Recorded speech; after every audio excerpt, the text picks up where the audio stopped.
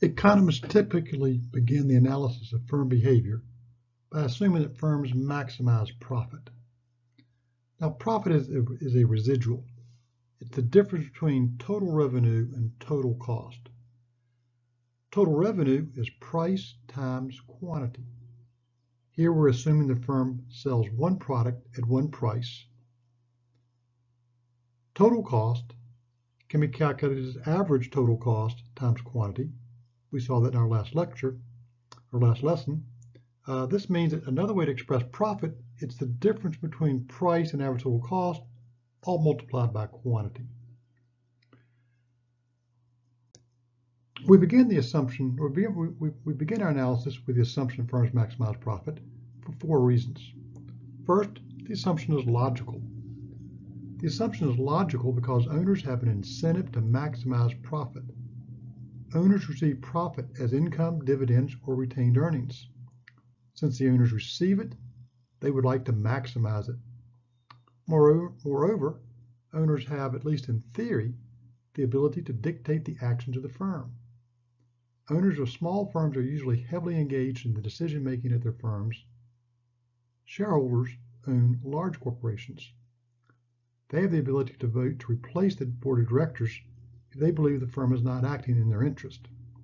Now, whether shareholders are actually in charge is an area of active research in economics and finance.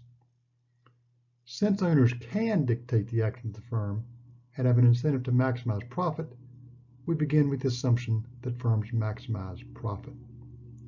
The second reason that we make the assumption is that it leads to accurate predictions.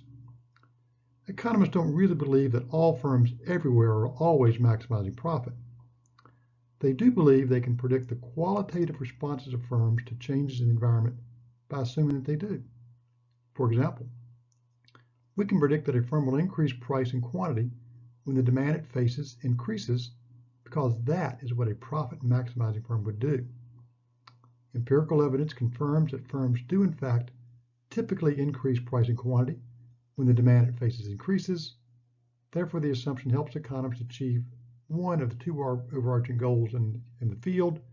That overarching goal is to predict. 3, even if you think firms are not maximizing profit, the analysis can help you identify how owners can tell whether they're maximizing profit or not. If owners would like to achieve maximum profit, the analysis will give them a way to tell whether they're doing a good job or a bad job. And then, if they find they're doing a bad job, it will identify changes the owners can make to increase their profit. Turns out that an important relationship exists between marginal revenue, marginal cost, and profit maximization. If you remember back in Chapter 1, we talked about the ability to use analysis at the margin to identify optimal decisions. Marginal revenue and marginal cost are the variables at the margin that can help us identify whether or not a firm is maximizing profit. The simple rule is this: firms want to make marginal revenue equal to marginal cost. When you make marginal revenue equal to marginal cost, that will lead to maximum profit, at least in the conditions we're going to be studying in this course. The mathematicians may object the way I've said it, but I'll leave that to another lecture. Now, marginal revenue is the change in total revenue divided by the change in quantity when demand is constant. It measures the extra revenue earned by the firm when it increases the amount that it produces and sells by 1 unit of output. If marginal revenue is above marginal cost, then an increase in quantity will make profit rise. If marginal revenue is less than marginal cost, then a decrease in quantity will make profit rise.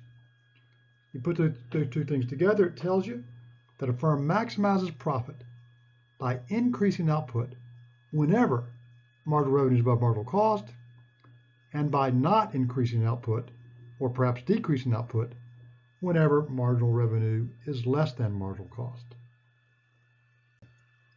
Let's walk through a very simple example to show what we mean here. I've got a table with 3 rows. Quantity goes from 10 to 11 to 12. We can see total revenue goes from 100, 120 to 130, and total cost goes 80, 90, 108. Let's talk about what happens when output goes from 10 to 11. The marginal revenue was 20. Revenue went up by 20. So output rise by 1.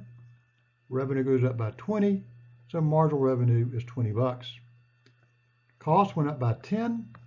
So marginal cost was 10. Well, 20 is higher than 10. Well, look what happened to profit. Profit went up from 20 to 30. Profit rose by 10 bucks. The reason profit went up is because marginal revenue is above marginal cost. Notice, 20 minus 10 equals 10. Well, these two 10s right there are the same. Since marginal revenue was $10 higher than marginal cost, profit rose by 10 when quantity went from 10 to 11. Now what happens when quantity goes from 11 to 12? Again, output rise by 1. Now my revenue went up by 15, so marginal revenue is 15. Cost, on the other hand, rose by $18, so my marginal cost is 18. Now marginal cost is higher than marginal revenue. Look what happens to profit. Profit went down by 3 because marginal revenue minus marginal cost is $3 higher. So if marginal revenue is above marginal cost, then you want quantity to go up because that'll make profit go up. But if marginal revenue is less than marginal cost, then you want quantity to go down